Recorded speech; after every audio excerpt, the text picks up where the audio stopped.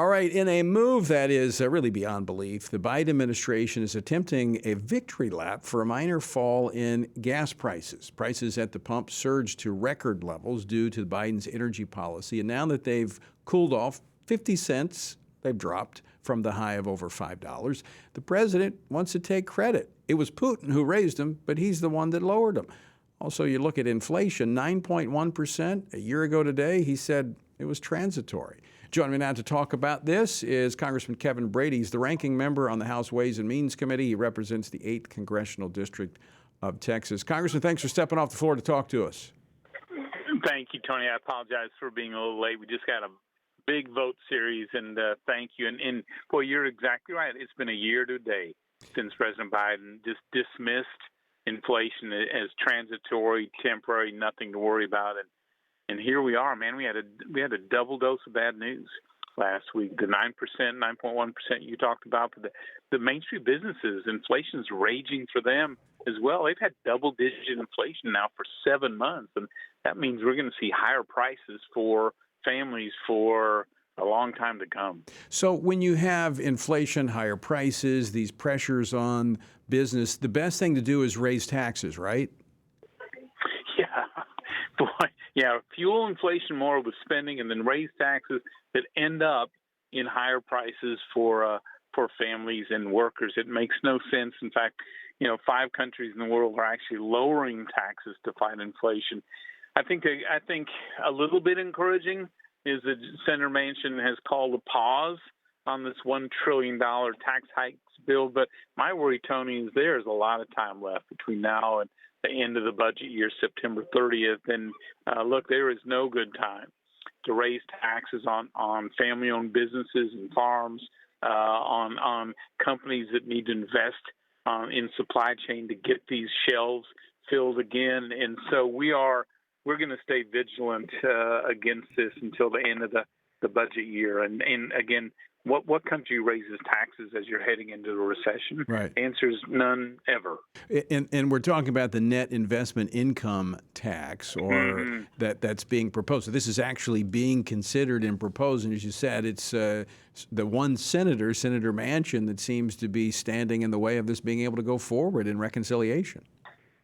Yeah, he really is. And so far he's called a pause, said, I want to wait and see what if economic conditions improve. And I think our point is, look, over the next few months, inflation is going to continue to rage, both for families and Main Street businesses.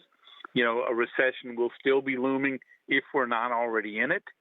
And as slow as the economy's been this first half of the year, everyone expects it to slow down even further. And so I cannot imagine that at any point will be a time for Congress to raise taxes. And I would note there are, Tony, now finding some other Democrats in the House who are saying the last thing we need to do is raise taxes coming up into an election.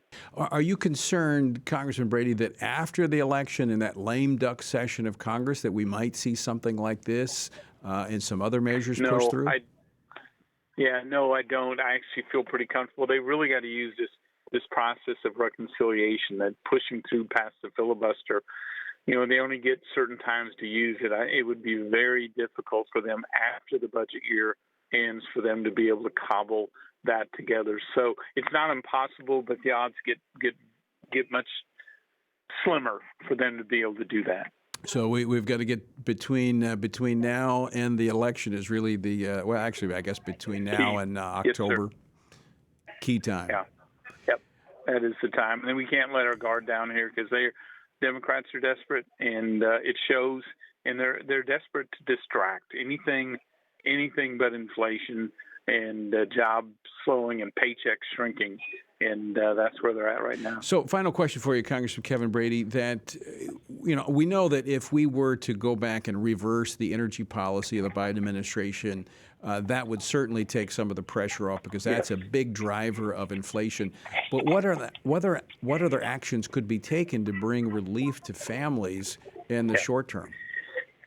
Yeah, so first, don't fuel any more inflation. You got to get all that COVID-era spending out of the budget. So stop stoking it further. Secondly, make the tax cuts permanent for families and small businesses, especially as inflation is hitting everyone. You ought to be assured You're going to pay the lowest amount of taxes possible. Thirdly, get workers back. We just, part of the inflation problem is we just want to have the workers to assemble the products, man the production lines, deliver them, service them, any of that.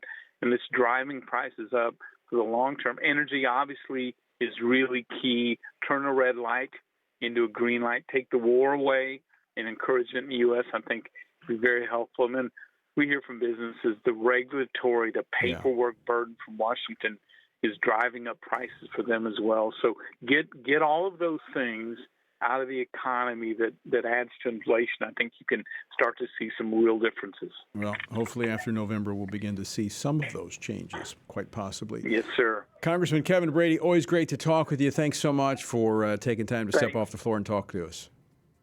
Thank you, sir. Take care.